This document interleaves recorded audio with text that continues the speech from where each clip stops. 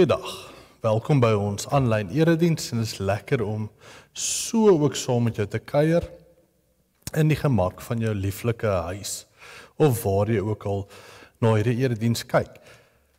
Ek het baie lank terug 'n aanlyn erediens gedoen en my grootste behoefte vandag is dat jy vandag die diepte van God se woord sal beleef, juis in hierdie tyd waar ons is, met die oorgang na die volgende jaar toe, en weer eens sê ek maar net, ek dink die nuwe jaar is maar net nog 'n dag. Dit is maar net 25 wat verander na 26 toe. Want kom ons wees eerlik, wat verander nou waarlik in die nuwe jaar? Behalwe jou ouderdom. Daar gebeur nie baie nie. Maar kom ons word stil voor die Here en ons besef net dat die Here ons ewige toevlug is. Dat hy juis vir ons in die nuwe jaar wag, die hele jaar wat vir ons wag, al die opdrandes en die aftrandes, al die ups en die downs, die Here ken vir ons en hy sien ook ons raak. Laat ons die jaar begin in die teenwoordigheid van die een wat buite tyd staan. Psalm 90 skryf so mooi en hulle sê, Here, U was vir ons 'n toevlug van geslag tot geslag. Voordat die berge gebore is, voordat die wêreld voortgebring het, ja, van ewigheid tot ewigheid is U God. Nou net daar waar jy sit, maak jou hande oop en haal diep asem en besef net dat jy vanoggend gegroet word met die genade van die Here Jesus Christus, die liefde van God ons Vader en die gemeenskap van die Heilige Gees wat ons almal diep aanraak en nie by ons verbygaan nie. Hy wat ons 'n nuwe lewe gee, so ook in die nuwe jaar. Amen.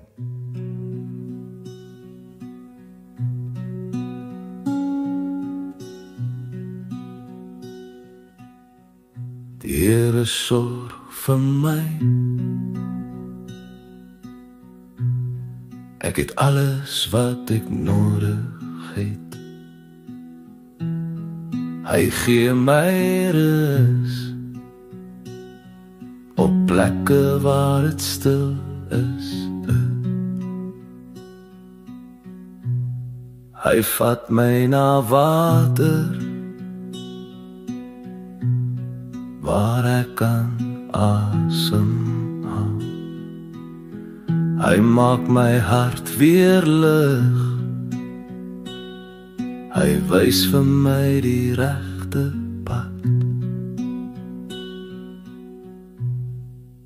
Al loop ek deur donker plekke, ek is nie bang nie. U is by my, U beskerm my, U maak my rustig.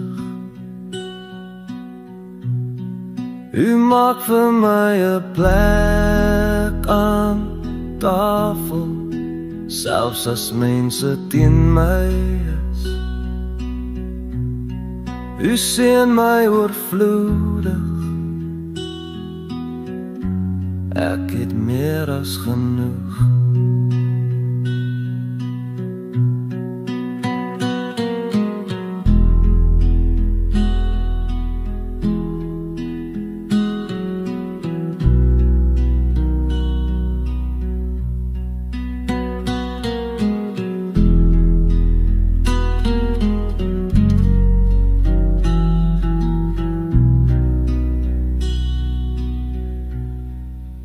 Liefde en goedheid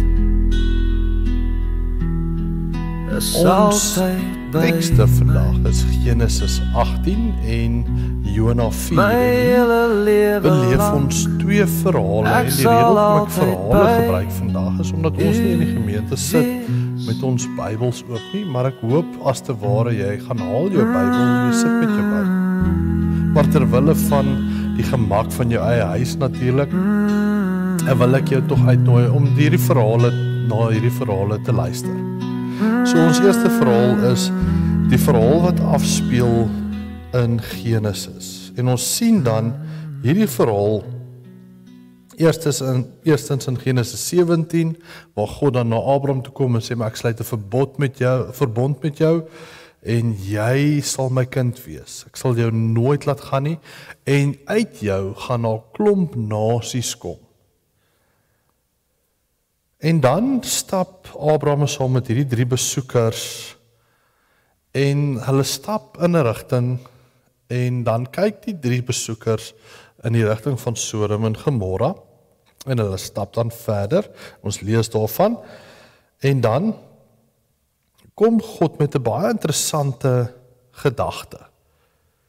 Nou, ons moet dit nou dalk mooi verstaan, want in vers 17 lees ons so, waar God sê, sal ek vir Abraham wegsteek wat ek wil doen? Abraham sal tog 'n groot sterk nasie word, en in hom sal al die nasies van die aarde geseën word. Ek het hom gekies, dat hy sy kinders en sy nageslag kan beveel, om op my pad te bly, deur te doen wat goed en reg is, sodat ek vir Abraham kan doen wat ek hom beloof het. En ons sien hierdie mooi verbondsteologie. God wat dan sê, maar ek gaan uit Abraham hierdie wonderlike volk maak. Maar tog hoor ons dat God wonder of hy vir Abraham moet vertel van wat hy wil doen met Sodom en Gomorra, en dis nie dat God nie weet wat om te doen nie. Is eintlik mooi geskryf, sodat ek en jy wat dit lees, ook ingetrek word in hierdie verhaal van, wat gaan God nou doen met Sodom en Gomorra, en wat gaan aan in Sodom en Gomorra? En dan deel God met Abraham dit. En hierdie is die merker wat ons sien, dat God dan 'n diepe vertroue het in Abraham. Dat God dan my en jou roep om ook in hierdie vertroue verhouding met hom te kom, waar God dan met ons sy geheime openbaar, en ek gaan later daarna weer verwys. En ons sien dat God dan met Abraham praat, en Abraham word dan hierdie almagtige God, ons almagtige God se vriend en vertroueling as te ware, en tog vind ek myself nederig en stof en as, dat hierdie almagtige God, die skepper van die hemel en aarde, met mens Abraham kom praat. En vandag nog meer voel ek nog steeds nederig, dat hierdie almagtige God vir ons moes kom sterf het aan die kruis. En wanneer ons dan hierdie beleef, dan leer ons by Abraham hoe om in die nuwe jaar in te gaan. Ons leer by Abraham hoe om vandag verder in te gaan met ons lewens, en ons leer om te praat met God. En Abraham pleit by God vir mense wat hy nie eers ken nie. Lot, sy familie bly daar. Hy weet eintlik presies wat aangaan in Sodom en Gomorra, en tog pleit Abraham by God vir hierdie mense. En hy begin baie laag, en hy is baie laag, en hy sê, ek is maar net stof en as. Ek en jy is ook maar net stof en as. Ons mag dit nooit vergeet nie. En tog waag hy om met die Here te praat, en om met die Here in gesprek te tree. Dis al 'n onderhandeling. Van 50 af elke keer, en die tensie word al hoe meer van, Abraham, dis nogal waghalsig. Om van 50 net nog 5, en nog 10, en nog 5, en nog 10, tot by 10 te kom. ter wille van mense wat hy nie ken nie. En kom ons dink daaraan as kinders van die Here. Die groot skepper van die sterre laat toe dat ons as mens wat stof is, met hom gesels oor die toekoms waarin ek en jy moet wees en ook die toekoms van 'n stad en mense wat ons nie eers ken nie. Om in te tree vir mense. En Abraham leer ons dat gebed nie net 'n lysie is wat ons moet bid en aftik nie. En moet vra vir dit en dit en dit nie. Maar Abraham leer ons dat gebed 'n heilige gesprek is tussen ons en God, tussen vriende as te ware. En ek sukkel om dit te sê, want wanneer ons sê God is my beste vriend, wat 'n vriend het ons in Jesus, dan voel dit vir my ons mis die almag van God. Maar dit is 'n intieme verhouding. En kom ons spring dan vorentoe na Jona en die stad Ninive en ons ken die verhaal. Dis hoekom ons is by Jona 4 waar God dan vir Ninive red en ons ken die verhaal van Jona en ons sien dat sy teologie met God reg is in Jona 4 en hy sê ek het geweet U is 'n genadige God, 'n barmhartige God, lankmoedig en vol liefde. En U sien maklik af van die straf wat U aangekondig het en hy in 'n mate probeer hy vir God half sê, Here, U bluf net eintlik, dink ek sommer. U sê U gaan ons vernietig en dan doen U dit nie. En hy's al teleurgesteld. Hy is teleurgesteld. Dat God nie Ninive, hierdie stad wat hulle vyande is, vernietig nie. Nou vra God vir hom, het jy enige rede om kwaad te word? Nou, die rede hoekom ek hierdie twee persone gekies het van Abraham en Jona, want die gebede, die gesprekke met God pas so by my en ek glo ook by jou wat dit luister. Is Abraham baie keer bid ons by Jesus en ons pleit en ons onderhandel met God. En baie keer is ons soos Abraham waar God vir ons sê doen dit, soos Jona waar God vir ons sê doen dit en dan sê ons nee Here, ek dink jy verstaan mooi nie. Ek sal op my eie gaan. En dan kom God en hy stuur storms oor ons lewens, hy stuur hierdie groot vis en ons voel asof ons gaan doodgaan en hy spoeg ons as te ware uit presies daar waar hy ons nodig het, waar hy ons roep om te gaan. En in al twee hierdie verhale weer klink en is die goue draad van 'n verhouding tussen God wat almagtig is met stof en as, ek en jy. En Jona word kwaad vir God. Hy sê eintlik, ek kan nie meer nie. Waarmee is hy besig? Hy is 'n kwaai profeet en hoe dikwels is ons ook nie soos hy nie. Wanneer dinge nie na ons kant toe gaan nie, dan raak ons kwaad. Karl Barth sê so mooi, hy sê dikwels is God se genade vir ons 'n krisis omdat dit nie inpas by ons planne nie. Ons bid so maklik dat U wil geskied, maar is ons tevrede met God se wil? Is ons tevrede met die antwoord van hoe God se wil vir ons lyk?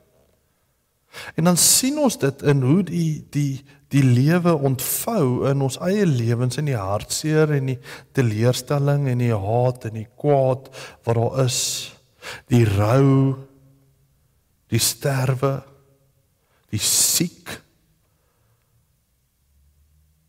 En dan sien ons hoe sag God met Jona werk. Ons sien dat Jona buite sit en God laat hierdie komkommerplant oor hom kom en vir hom skade gee.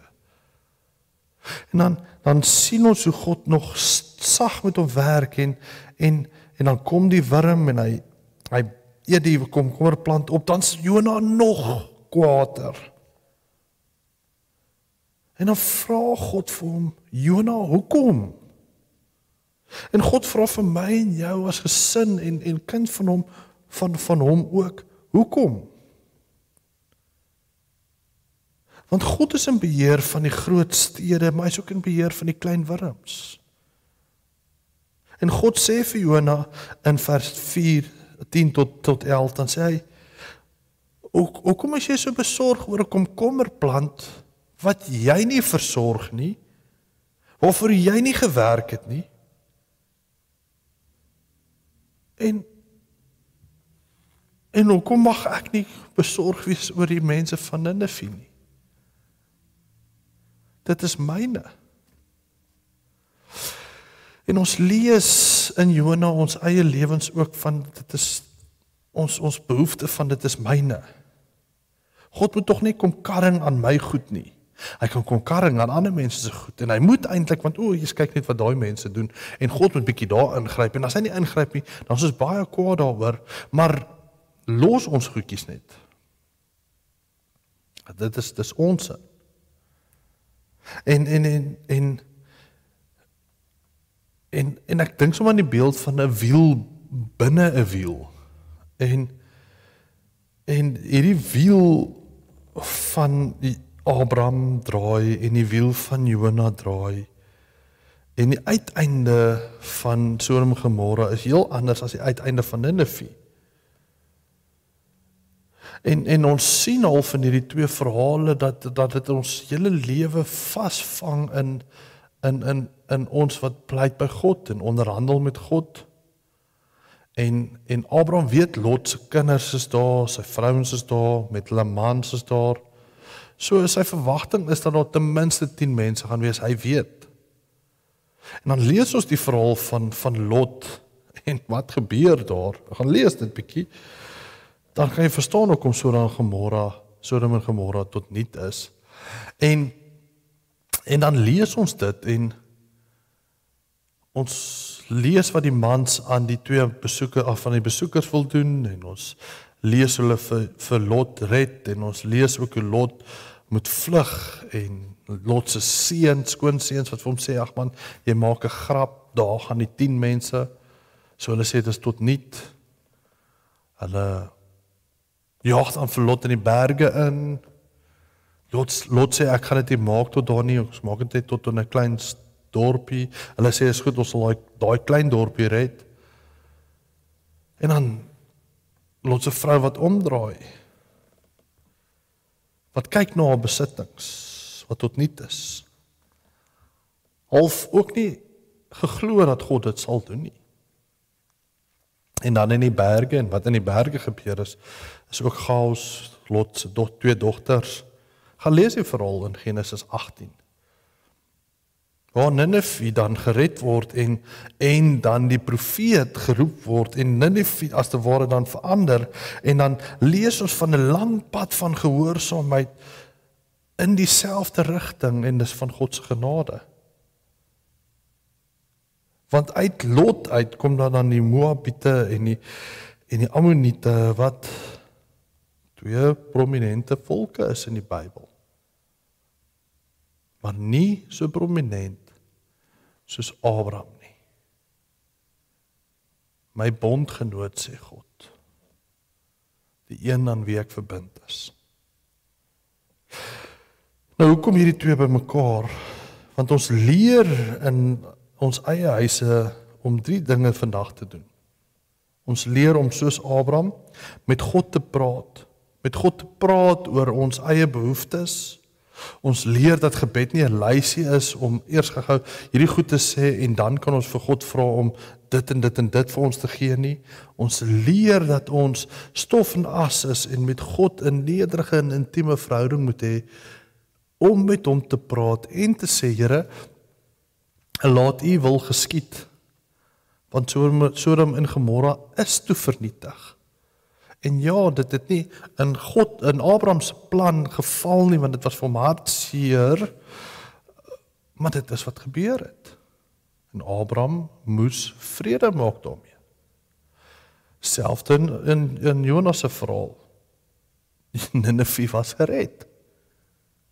Dit het in God se plan gebeur.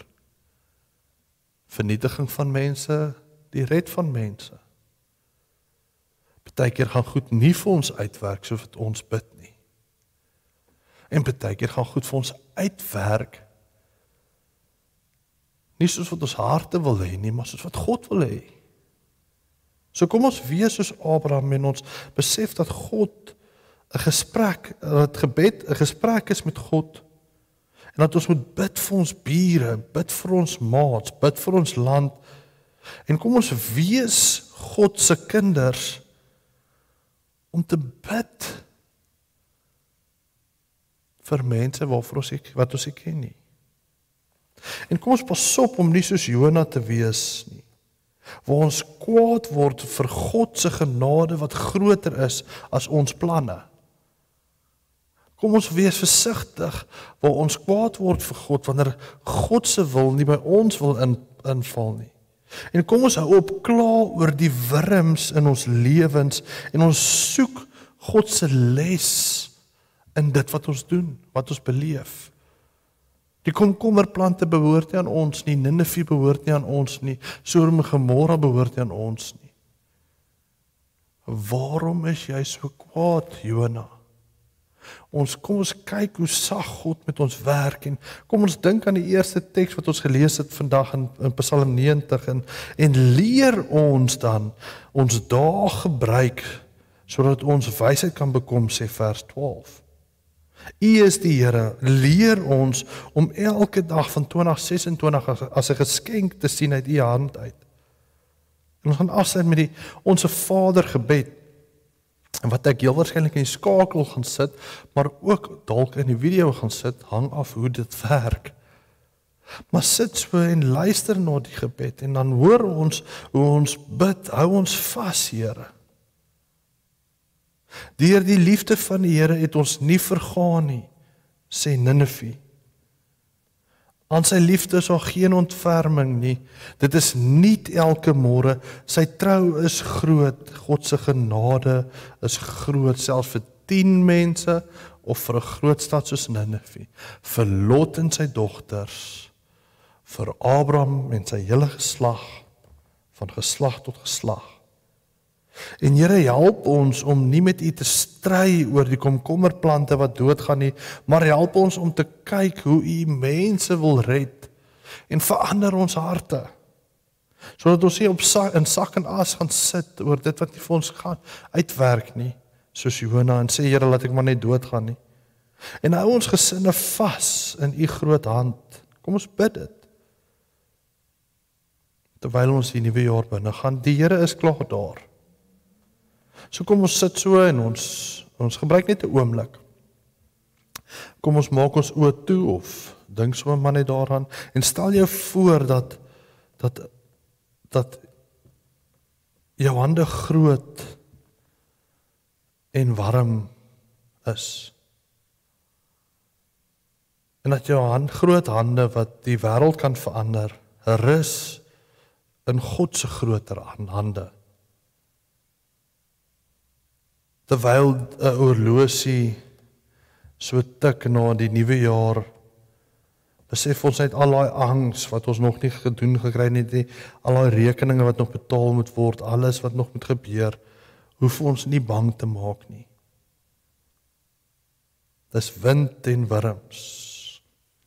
Ons besef dat die regter van die hele aarde met ons is, en hy noem ons sy kinders. Kom ons word stil met hierdie gedagte van ons hand in sy hand. En kom ons bid vir die wêreld, vir ons harte en vir die toekoms. Kom ons bid vir die wêreld. Die regter van die hele aarde sal reg laat geskied. Ons pleit vir vrede en genade oor al ons stede. Ons bid vir ons harte soos Jona, dat ontevredenheid nie sal heers nie, maar dat dankbaarheid sal heers, voorspoed en geduld. En bid ons vir die toekoms, en ons Bid dat die Here ons sal leer om ons dae te gebruik, dat ons wysheid sal bekom. Nou en vir altyd.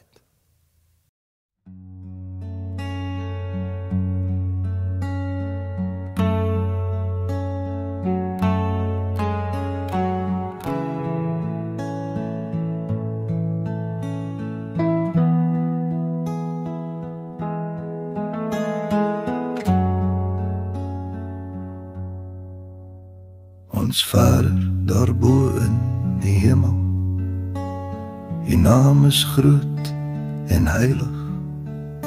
Laat U wil ook hier geskied, soos dit in die hemel is.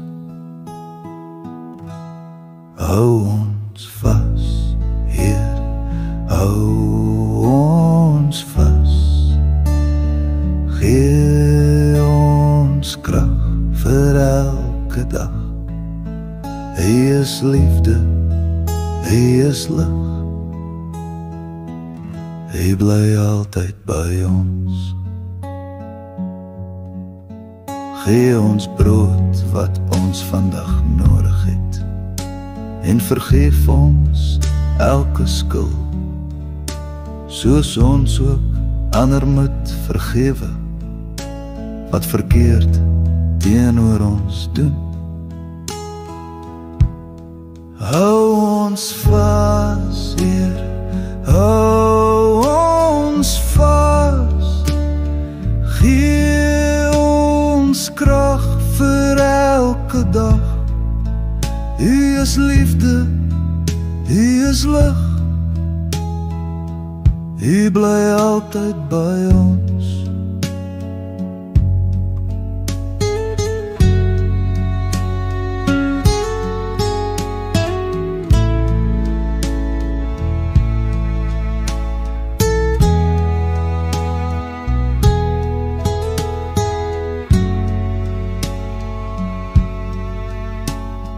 Lei ons weg van versukking, red ons uit die bose se hand. Aan U behoort die koninkryk, die krag en heerlikheid. Hou ons vas, Heer, hou ons vas. Gee ons krag vir elke dag. U is liefde, U is lig. U bly altyd by ons. Liewe vriende, net daar waar jy sit, ontvang die seën van die Here, en dis die wonder van aanlyn bediening, is dat ons mekaar kan seën, al is ons nie in vlees en bloed by mekaar nie. Want die Here is daar. Ontvang die seën van die Here. Mag ons die nuwe jaar ingaan met vaste vertroue, dat geen skepsel ons van God se liefde sal skei nie. Aangesien alle skepsels uit sy hand is, dat ons nie sonder hom kan beweeg of kan roer nie. Mag die Here ons seën en ons beskerm, mag die Here tot ons redding verskyn en ons genadig wees. Mag die Here ons gebede verhoor en aan ons vrede gee, nou en vir altyd. Amen. Mag julle 'n wonderlike nuwe jaar hê en lekker rus. Ons het ons nuwejaarsdiens weer aanlyn, einde van die jaar, en die 4de Januarie is weer 'n aanlyn diens, en daarna gaan ons weer in persoon aan. Genade en vrede vir jou. Totsiens.